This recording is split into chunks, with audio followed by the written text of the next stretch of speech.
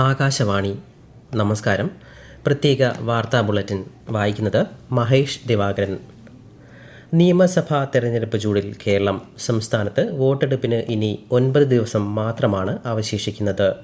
LDFന്റെ പ്രചരണാർത്ഥം മുഖ്യമന്ത്രിയും മുതിർന്ന CPIM നേതാവുമായ പിണറായി വിജയൻ ഇന്ന് തിരുവനന്തപുരം ജില്ലയിലെ വിവിധ മണ്ഡലങ്ങളിൽ തെരഞ്ഞെടുപ്പ് യോഗങ്ങളിൽ പങ്കെടുക്കുന്നുണ്ട്. CPIM പോളിറ്റ് ബ്യൂറോ അംഗം പ്രകാശ് കാരാട്ട് നാളെ കോട്ടയത്ത് പ്രചാരണത്തിനെത്തും. NDAയ്ക്ക് വേണ്ടി ഖുശ്ബു സുന്ദർ കോഴിക്കോട് ജില്ലയിലെ മാവൂർ റോഡിൽ പ്രചാരണ പരിപാടിയിൽ പങ്കെടുത്തു. BJP ദേശീയ അധ്യക്ഷൻ നിതിൻ നബീൻ ആറ്റിങ്ങലിൽ പ്രചാരണ പരിപാടിയിൽ പങ്കെടുത്തു. UDF തെരഞ്ഞെടുപ്പ് പ്രചാരണത്തിന്റെ ഭാഗമായി ലോക്സഭാ പ്രതിപക്ഷ നേതാവ് രാഹുൽ ഗാന്ധി കണ്ണൂരിലെത്തി. കോഴിക്കോടും അദ്ദേഹം ഇന്ന് പ്രചാരണം നടത്തുന്നുണ്ട്. കോൺഗ്രസ് നേതാവ് ശശി തരൂർ ഇന്ന് കോട്ടയത്ത് പ്രചാരണ പരിപാടികളിൽ പങ്കെടുക്കും.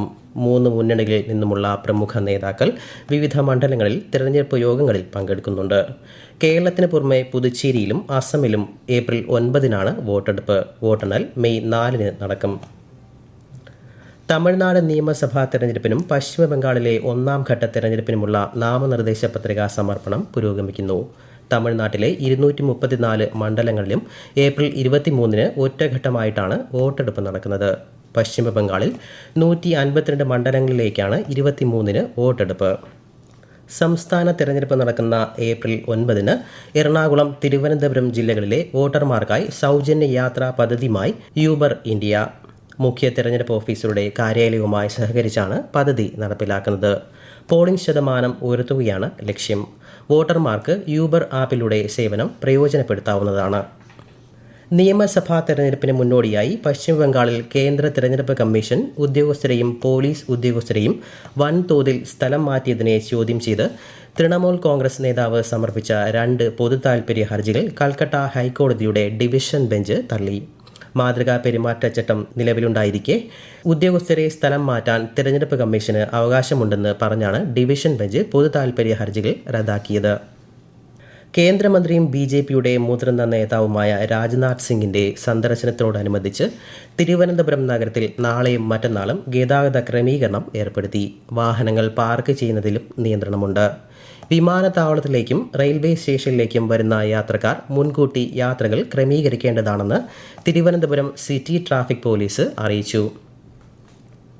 മുതിർന്ന പൗരന്മാർ, ഭിന്നശേഷിക്കാർ, കിടപ്പ് രോഗികൾ എന്നിവർക്ക് നിയമസഭാ തെരഞ്ഞെടുപ്പിൽ വോട്ട് രേഖപ്പെടുത്തുന്നതിന് സഹായിക്കുന്ന ഹോം വോട്ടിങ്ങിന് സംസ്ഥാനത്ത് തുടക്കമായി. ഇന്നലെ 10,922 പേര് ഹോം വോട്ടിംഗ് ചെയ്തതായി തെരഞ്ഞെടുപ്പ് കമ്മീഷണർ അറിയിച്ചു.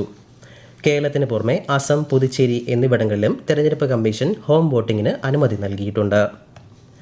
നിയമസഭാ പൊതുതെരഞ്ഞെടുപ്പിനോടനുബന്ധിച്ച് അവശ്യ സർവീസ് വിഭാഗത്തിൽപ്പെട്ട വോട്ടർമാർക്കായി പോസ്റ്റൽ വോട്ടിംഗ് കേന്ദ്രങ്ങളുടെ പട്ടികയും സമയക്രമവും പ്രസിദ്ധീകരിച്ചു. Fire force, excise, KSEB, KSRTC, water authority, railway, BSNL, മാധ്യമങ്ങൾ തുടങ്ങിയ തെരഞ്ഞെടുപ്പ് കമ്മീഷൻ വിജ്ഞാപനം ചെയ്ത വിവിധ വിഭാഗങ്ങളിലെ ജീവനക്കാർക്കാണ് ഈ സൗകര്യം ലഭിക്കുക. ഇന്നു മുതൽ ഏപ്രിൽ 6 വരെ വോട്ടിംഗ് കേന്ദ്രത്തിൽ നേരിട്ടെത്തി വോട്ട് രേഖപ്പെടുത്താം. ബീഹാറിലെ നാളന്ദ ജില്ലയിൽ മാഗ്ര ശീത അഷ്ടലക്ഷ്മി ക്ഷേത്രത്തിൽ ഉണ്ടായ തിക്കിലും തിരക്കിലും പെട്ട് 8 സ്ത്രീകൾ മരിച്ചു. നിരവധി പേർക്ക് പരിക്കേറ്റു. രക്ഷാപ്രവർത്തനം പുരോഗമിക്കുകയാണ്. മരണസംഖ്യ ഉയരാൻ സാധ്യതയുണ്ട്. സംഭവത്തിൽ പ്രധാനമന്ത്രി നരേന്ദ്രമോദി അനുശോചനം അറിയിച്ചു. മരിച്ചവരുടെ കുടുംബത്തിന് പ്രധാനമന്ത്രിയുടെ ദുരിതാശ്വാസ നിധിയിൽ നിന്ന് 2 ലക്ഷം രൂപ വീതവും പരിക്കേറ്റവർക്ക് 50,000 രൂപ വീതവും ധനസഹായം പ്രഖ്യാപിച്ചു. പശ്ചിമേഷ്യയിൽ സംഘർഷം രൂക്ഷമായി തുടരുന്നു. ദുബായ് തീരത്തിന് സമീപം കുവൈറ്റ് എണ്ണക്കപ്പലിന് നേരെ ഇറാൻ ഡ്രോൺ ആക്രമണം നടത്തി. കപ്പലിലെ തീ നിയന്ത്രണ വിധേയമാക്കിയതായും ജീവനക്കാർ സുരക്ഷിതരാണെന്നും ദുബായ് അധികൃതർ അറിയിച്ചു. അതേസമയം നാശനഷ്ടങ്ങൾ എണ്ണ ചോർച്ചയിലേക്ക് നയിച്ചേക്കാമെന്ന് കുവൈറ്റ് പെട്രോളിയം കോർപ്പറേഷൻ മുന്നറിയിപ്പ് നൽകി. സംസ്ഥാനത്തെ വിവിധ ജില്ലകളിൽ ഒറ്റപ്പെട്ട ശക്തമായ മഴയ്ക്ക് സാധ്യതയെന്ന് കേന്ദ്ര കാലാവസ്ഥാ വകുപ്പ്. കോഴിക്കോട്, കണ്ണൂർ, കാസർഗോഡ് ജില്ലകളിൽ ഇന്ന് മഞ്ഞ ജാഗ്രതയാണ്. ഉയർന്ന അൾട്രാവയലറ്റ് സൂചിക രേഖപ്പെടുത്തുന്ന പശ്ചാത്തലത്തിൽ പത്തനംതിട്ട, ആലപ്പുഴ, കോട്ടയം, ഇടുക്കി ജില്ലകളിൽ ഓറഞ്ച് ജാഗ്രത പ്രഖ്യാപിച്ചു. പന്നിയാർ ജലവൈദ്യുത പദ്ധതിയുടെ ഭാഗമായ ആനയിറങ്കൽ ഡാമിന്റെ ഷട്ടറുകൾ നാളെ തുറക്കും. ഉച്ചയ്ക്ക് 2 മണി മുതൽ ഘട്ടം ഘട്ടമായാണ് വെള്ളം പുറത്തേക്ക് ഒഴുകുക. പ്രത്യേക വാർത്താ ബുള്ളറ്റിൻ കഴിഞ്ഞു. അടുത്ത വാർത്താ പ്രക്ഷേപണം വൈകുന്നേരം 6:30-ന്.